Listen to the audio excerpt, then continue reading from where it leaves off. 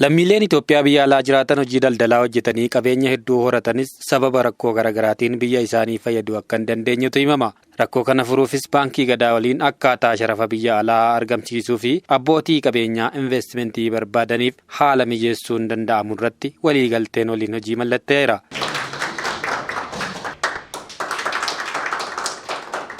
Baankiin gadaa yeroo dhiyootti hojii kan eegale yoo ta'u dameelee isaa 50 ol bakka adda addaatti banuun fedhii maamiltoota isaa guutuuf tajaajila baankii dijitaalaa dhiyeessuuf carraaqaa jira.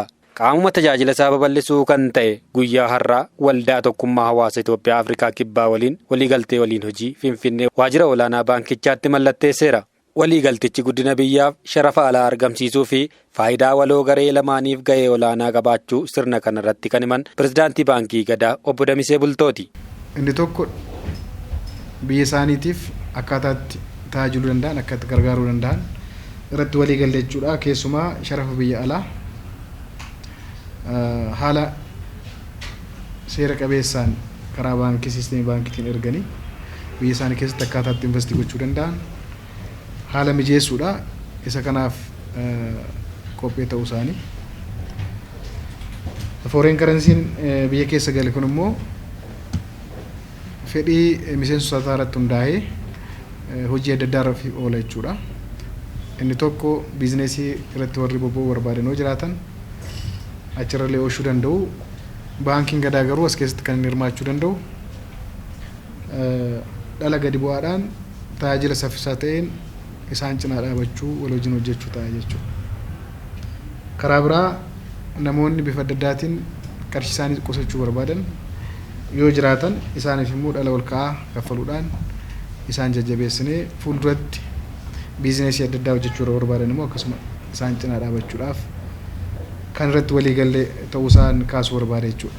Waldaan tokkummaa hawaasa Itoophiyaa Afrikaa Kibbaa akka lakkoofsa Awurooppaa bara 2019 kan hundaa'e yoo ta'u miseensota 300 qaba. Mootummaa Afrikaa Kibbaa fi Itoophiyaa birattis beekamtii gahaa qabaachuu kan himan hawaasa Afrikaa Kibbaa bakka bu'anii waliigaltichaa kan mallatteessisan itti aanaa walitti qabaa hawaasichaa obbo Nuwaayii Muusaati. Obbo Nuwaayii baankii gadaa waliin waliigaltee hojii walii mallatteessuutti hedduu gammaduu himanii waldaan isaanii ammaan duras Itoophiyaatti hojiilee misoomaa hedduu hojjetaa kan turee fi deeggarsa namoomaa garaagaraa taasisaa turus yaadachiisan. Guyyaa kana immoo baankii gadaa waliin waliigaltee hojii yoo taasisan marii fi qorannoo cimaa booda akka ta'e himanii waliigalteen amma taasisan hawaasa lamaanuu daraan akka fayyadu dubbatan. እንግዲህ ይሄ ነገር ህግን በተከተለ መልኩ ለአገር ጉዳት በማይኖረው ሀገሩንም ጠቅሞ ባንኩም የሚጠቀምበት ማህበረሰባችንም እዛ ካለው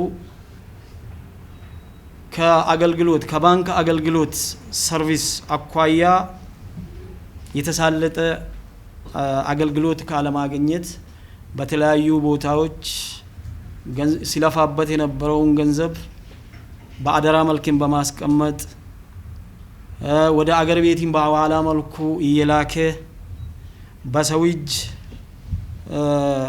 ገንዘቡን የሚያጣበት ሁኔታ የነበረ ሲሆን ይሄንን ነገር በባንኩ በኩል የምናደርገው ስምምነት ይሄን ሁሉ ችግር ይቀርፋል ብለን አስበን ለሁለቱም በሚመቸው መልኩ ማህበሩ በድርጅትም አካውንት በመክፈት በቡድንም በኢንቨስትመንት ላይ በኢንቨስትመንት ስራ ላይ ለመሰማራት የሚፈልጉ ሰዎችም በግል ደረጃም ባንኩ እዛ አገር ካለው አቻ ባንኮቹ ከሱ አሰራር ጋር የሚመቹ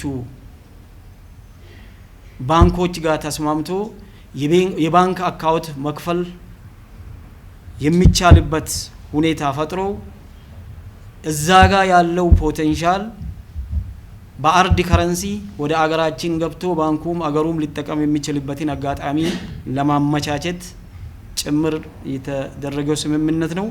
waliigaltichaan sharafni alaa guddaa fi investimentiin garagaraanii argamas jedhamee abdatama.